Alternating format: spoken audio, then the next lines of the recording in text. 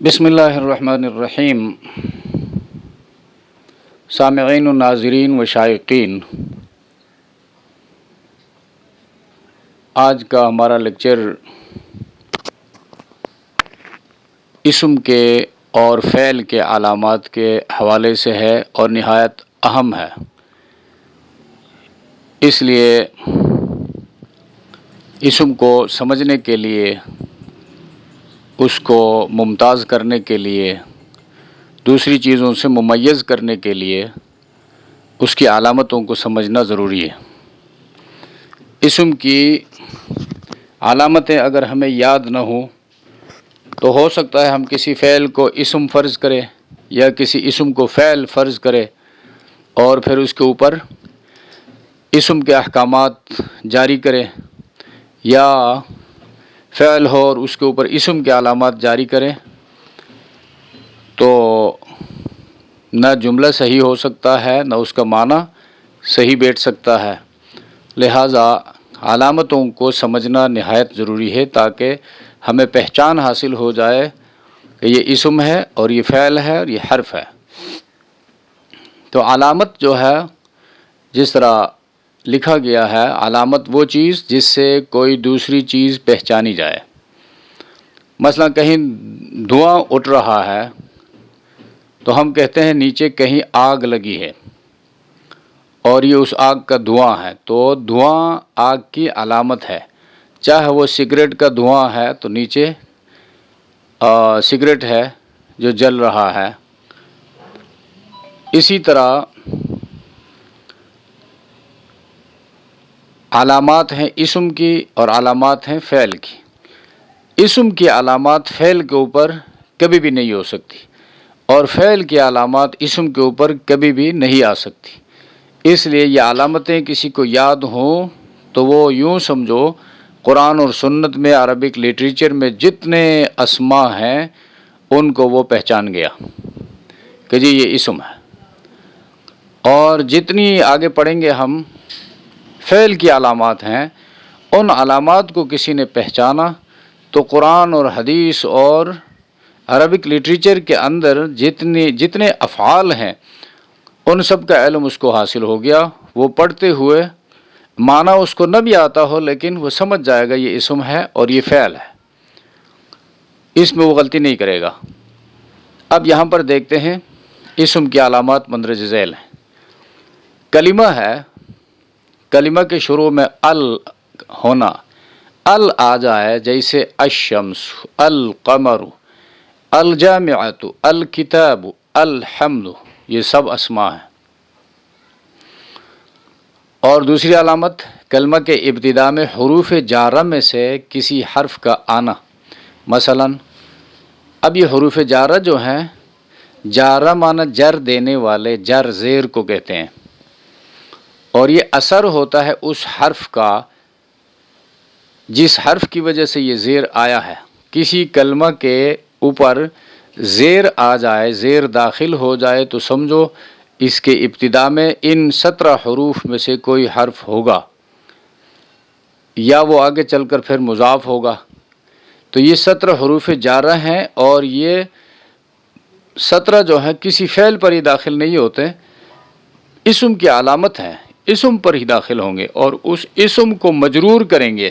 ان حروف کے داخل ہونے کے بعد اس اسم کو، اس کلمہ کو ہم مجرور کہیں گے۔ یہ حروف 17 ہیں۔ تو کلمہ کے ابتدا میں حروف جارہ میں سے کسی حرف کا آنا، مثلا باللہ، اب یہ حاضر ہی جو ہے یہ اس با کا اثر ہے، با، اصل میں یہ تو اللہ تھا، اللہ، تو بی آ گیا با، تو باللہ۔ القلم سے بالقلم، زیدن سے بزیدن، کرسیٌ سے علی کرسیٍ ہو گیا۔ اب یہ حروف جارہ، یہ شعر ہے، شعر میں اس لیے ہے اس کو یاد کرنا آسان ہے۔ باء تاء کاف لام واو منز و مذ خلا رب حاشا من عدا فی عن علا حتی الا، اور یہ 17 حروف ہیں۔ اور تیسرے نمبر پر کلمہ کے شروع میں حرف ندا کا ہونا۔ ندا آواز کو کہتے ہیں منادا جس کے اوپر یہ حرف ندا داخل ہو جائے اس کو منادا کہتے ہیں۔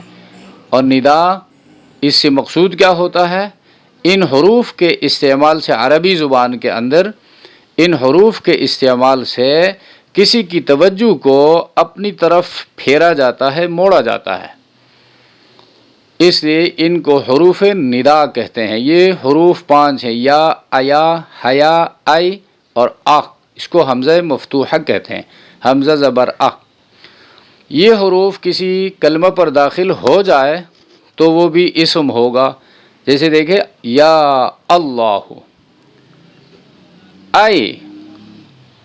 آئی کسی کو آپ مخاطب کرتے ہیں اور قرآن میں استعمال ہوتا ہے اللہ امرک، کیا اللہ نے تمہیں حکم دیا ہے۔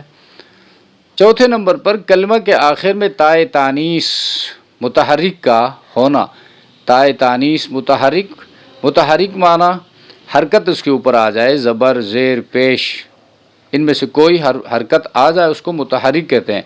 یہ گول تا جو ہے طلحتو یہ کلمہ ہے، اس کے آخر میں یہ تا پشتو جو ہے یہ تائے تانیث ہے اور متحرک ہے، یہ مؤنث کی علامت ہے۔ طلحہ یہ کلمہ جو ہے مؤنث ہے اور یہ علامت ہے اسم کی۔ اس طرح 5ویں نمبر پہ کلمہ کے آخر میں تنوین کا ہونا۔ تنوین کسے کہتے ہیں؟ 2 زبر، 2 زیر، 2 پیش، ان کو تنوین کہا جاتا ہے، یہ اسم کی علامت ہے۔ مثلا رجل، کتاب، فرس، یہ تنوین۔ اور نمبر 6 کلمہ کا مضاف ہونا۔ مضاف کسی دوسرے اسم کی طرف نسبت اس کی ہو جائے۔ اب دیکھیں جیسے سبیل اللہ، اب اس کے ابتدا میں فی آ جائے، فی سبیل اللہ، ویسے یہ پڑھا جائے گا سبیل اللہ، جس طرح یہاں پر ہے کلمۃ اللہ، عبد اللہ، رسول اللہ، اور اسی طرح سبیل اللہ۔ اس کے آگے جب حروف جارہ میں سے کوئی حرف آ جائے تو سبیل اللہ ہوگا، یہ اس حرف جر کی وجہ سے سبیل مجرور ہوگا، اور پھر مضاف ہوا ہے اللہ کی طرف تو سبیل اللہ ہوگا۔ اور اسی طرح عبد اللہ، عبد مضاف ہے، اللہ اس کے لیے مضاف الیہ ہے، کلمۃ مضاف کہتے ہیں اس کو، اللہ مضاف الیہ ہے۔ غلام مضاف ہے، زیدن مضاف الیہ ہے۔ زہرۃ البستانی، زہرۃ مضاف البستانی مضاف الیہ ہے۔ تو کلمہ کا مضاف ہونا، یہ مضاف، سبیل مضاف ہے، کلمہ مضاف ہے، عبد مضاف ہے، رسول مضاف ہے، اور غلام مضاف ہے، زہرہ مضاف ہے، یہ سب دوسرے کلمے کی طرف مضاف ہوئے ہیں۔ تو مضاف ہونا کلمہ کی علامت ہے۔ فعل مضاف نہیں ہوتا، فعل کے اوپر تنوین نہیں آتی، اور فعل کے اوپر یہ تائے تانیث نہیں آتا، فعل کے شروع میں حروف ندا نہیں آتے، فعل کے ابتدا میں حروف جارہ نہیں آتے، فعل کے ابتدا میں الف لام داخل نہیں ہوتا۔ اس طرح کسی کلمہ کے آخر میں یا نسبتی لگی ہو، یا نسبتی یعنی کسی علاقے کی طرف اپنے آپ کو منسوب کرتے ہیں یا کسی قبیلے کی طرف منسوب کرتے ہیں، مثلا پشاور کا رہنے والا ہے تو بشاوریون، پاکستانی ہے تو باکستانیون، یہ نیون جو ہے بشاوریون، یا کوئی بھی علاقہ ہے یا قبیلہ ہے تو یہ نسبت جو ہے لگی ہو، یا نسبتی، یہ یا جو ہے اس کو پاکستانی میں جو یا ہے، بشاوری میں جو یا ہے، اس کو یا نسبتی کہتے ہیں، یہ اسم کی علامت ہے۔ اس طرح فعل جو ہے وہ تثنیہ نہیں ہو سکتا، کلمہ جب مثنی ہو، مثنی جو 2 پر دلالت کرے، تثنیہ جو ہے 2 پر دلالت کرنے والا الگ کلمہ، یہ صرف عربی زبان کی خصوصیت ہے۔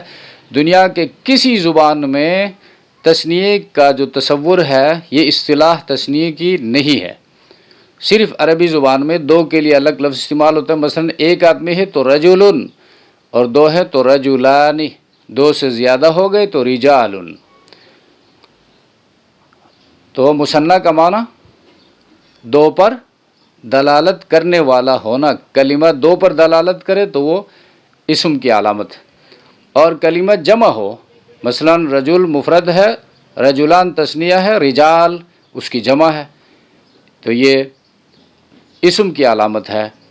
مسلمون سے مسلمون اسم کی علامت ہے. اور نمبر 10، کوئی کلمہ موصوف ہو. موصوف ہونے کا مطلب اس کی صفت لائی گئی ہو، آگے اس کی صفت لائی گئی ہو تو وہ موصوف کہلاتا ہے اور موصوف اسم ہوتا ہے. مثلا قرأت میں نے پڑھا، کتاباً کتاب، جدیداً نئی. اب یہ جدیداً جو ہے کتاباً کی صفت ہے، کتاباً موصوف ہے، جدیداً اس کی صفت. تو یہ 10 علامات یاد کرنا اسم کی پہچان کے لیے ضروری ہے تاکہ ہم قرآن کے اندر اسم کو پہچان سکیں. اسم کی علامات کو سمجھنے کے بعد، پڑھنے کے بعد، اب ہم آتے ہیں فعل کے علامات. جس طرح اسم کی علامات ہیں، جن علامتوں سے اسم کو پہچانا جاتا ہے اور اسم کی معرفت حاصل ہوتی ہے قرآن میں، حدیث میں، عربک لٹریچر کے اندر، اور وہ علامتیں اگر ہم کو یاد ہوں تو قرآن میں جہاں کہیں وہ علامت پائی جائے تو بات سمجھ میں آ جائے گی کہ یہ کلمہ اسم ہے. اسی طرح فعل کی بھی علامتیں ہیں. ان علامتوں میں سے، یعنی 8 علامتیں یہاں لکھی گئی ہیں، ان علامتوں میں سے کوئی علامت پائی جائے تو وہ اس کے اسم فعل ہونے کی دلیل ہوگی. ان علامت سے، اب علامت کہتے کسے ہیں؟ علامت وہ چیز جس سے دوسری چیز پہچانی جائے. مثلا کہیں دھواں اٹھ رہا ہے تو یہ اس بات کی علامت ہے اس دھواں کے نیچے آگ جل رہی ہے، تو یہ آگ کی علامت ہے. اور اسی طرح جس طرح دھواں سے آگ کو پہچانا جاتا ہے، اس طرح کلمہ کے شروع میں قد آ جائے، سین آ جائے یا سوف آ جائے، ان 3 حروف کا آنا اس بات کی دلیل ہے کہ اس کے بعد جو کلمہ آیا ہے وہ فعل ہے. اب دیکھیں، روز ہم مسجد میں اقامت کہتے ہوئے سنتے ہیں قد قامت الصلاۃ، تحقیق نماز کھڑی ہو گئی. قد ضرب، قد ضرب، اب یہ بھی مارا. سین کے لیے دیکھیں سیعلم، ان قریب وہ جان لے گا. سوف تعلم، ان قریب تمہیں معلوم ہو جائے گا. اب یہ قد ہے، سین ہے، سوف ہے، یہ کلمہ کے ابتدا میں آئے تو یہ کہلائے، یعنی یہ کلمہ کہلائے فعل. اب دوسری علامت، کلمہ کے شروع میں حروف عطین، الف تا یا نون، یہ الف اصل میں حمزہ تا یا نون، عطین، ان کو حروف مضارع بھی کہتے ہیں. یہ مضارع کی علامت ہوتی ہے. مضارع یعنی فعل حال کو کہتے ہیں، اردو میں فعل حال کے لیے مضارع استعمال ہوتا ہے، پریزنٹ ٹینس. اب پریزنٹ ٹینس کی علامت یہ ہے کہ ان حروف میں سے، عطین میں سے کسی حرف کا ابتدا میں آنا. چونکہ پریزنٹ ٹینس جو ہے وہ فعل کہلاتا ہے اور فعل کی علامتوں میں اس کا شمار ہوتا ہے، لیکن شرط اس میں یہ ہے کہ یہ ایسا نہ ہو کہ وہ کلمے کے ابتدا میں آ جائے، الف تا یا نون میں سے کوئی حرف آ جائے اور وہ کسی کا نام ہو تو وہ تو اسم کہلائے گا، اس لیے کہ وہ پراپر ناؤن ہے، عالم ہے کسی کا، تو وہ فعل نہیں کہلائے گا، بلکہ کسی کا نام نہ ہونا ضروری ہے. حروف عطین میں سے کلمہ کے شروع میں کوئی حرف آ جائے اور وہ کلمہ کسی کا نام نہ ہو تو یہ بھی فعل کی علامت ہے. اور نمبر 3، کلمہ کے شروع میں حرف جازم کا ہونا. حرف جازم جزم دینے والا، یہ جس کو ہم ساکن کہتے ہیں، یہ حروف اس کلمے کے اوپر جب داخل ہوں، اس کلمے کے آخر میں اس کو جزم دیتے ہیں.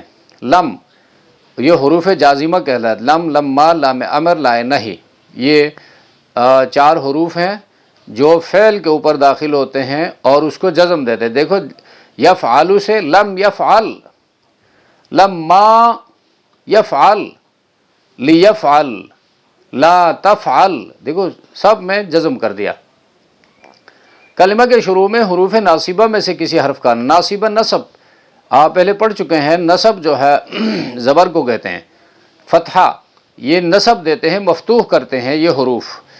ان لن، کئی، اذن، ان ہے، لن ہے، کئی ہے، اذن ہے، ان کو حروف ناصبہ بھی کہا جاتا ہے. یہ نصب دیتے ہیں کس کو؟ فعل مضارع کو. اور فعل مضارع کے اوپر یہ آ جائے، دیکھو یفعل سے ان یفعل ہوگا، یفعل فعل مضارع ہے لیکن آخر میں کیا ہے؟ پیش ہے، لیکن ان اس کے اوپر داخل کرو ان یفعل، اور لن تفعل، لن تفعل سے لن تفعل، تقرأ سے لن تقرأ، تأکل سے لن تأکل، اور کئی ادخل، ادخل میں داخل ہوتا ہوں، میں آتا ہوں، کئی ادخل، اذن تقرأ، اذن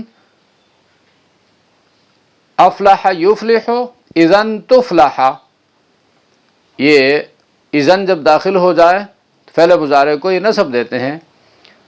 اس طرح کلمہ کے آخر میں تاء ساکنہ کا ہونا، تاء ساکنہ یہاں خیال رکھنا ہے، ایک تا ہوتا ہے زبر والا، یہاں نصارت ہے، قرأت یہ تاء ساکنہ ہے، آخر میں تاء ساکنہ آ جائے یہ بھی فعل کی علامت ہے، فعل کی۔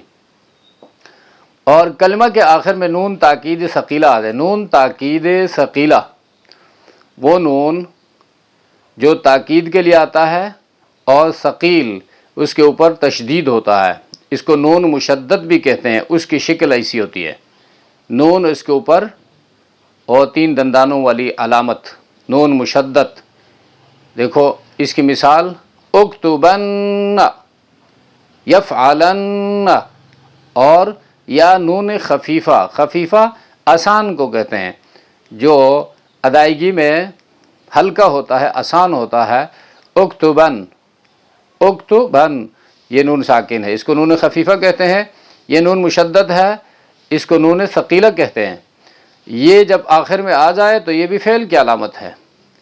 اور کلمہ کے آخر میں ضمیر مرفوع بارز کا آنا، کلمہ ہو اس کے آخر میں ضمیر آ جائے، پروناؤن، ضمیر پروناؤن مرفوع بارز، بارز معنی ظاہر، مرفوع جو فاعل کی ضمیر ہوتی ہے، فاعل کی ضمیر، اور بارز معنی ظاہر جو پیشانی کی آنکھوں سے دکھائی دے، جیسے قرأت، یہ تاپشتو جو ہے یہ بھی فعل کی علامت ہے، قرأ فعل ہے، تو تاپشتو جو ہے یہ اس فعل کا فاعل ہے، تو فعل آیا ہے اور اس کے بعد اس کا فاعل، اس کے فاعل کا آنا جو ہے اس بات کی دلیل ہے، اس سے پہلے فعل ہے، تو یہ بھی فعل کی علامت ہے۔ اور کلمہ کا امر ہونا، امر کا معنی کیا ہے؟ افعال، حکمیہ جملہ ہونا، افعال کر تو ایک مرد، اقرأ پڑھ تو ایک، اشرب اور پی تو ایک بندہ، اور اذهب جا تو ایک بندہ۔ اسی طرح یا نہیں ہونا، کسی چیز سے روکنا، لا تفعل مت کر تو، لا تقرأ مت پڑھ تو، لا تذهب مت جا تو، اور لا تنم مت سو جا تو، وغیرہ۔ اب یہ ہیں 8 علامات فعل کی، فعل کو سمجھنے کے لیے ان 8 علامات کو سمجھنا، یاد کرنا ضروری ہے۔ اب کلمہ کی تیسری قسم حرف ہے، حرف کی علامت کیا ہے؟ اور حرف کی علامت بہت ہی آسان ہے، اسم کی اور فعل کی علامتوں میں سے کسی علامت کا نہ پایا جانا یہ حرف کی علامت ہے، یعنی اسم اور فعل کی علامتوں سے کسی کلمہ کا خالی ہونا یہ حرف کی علامت کہلاتا ہے۔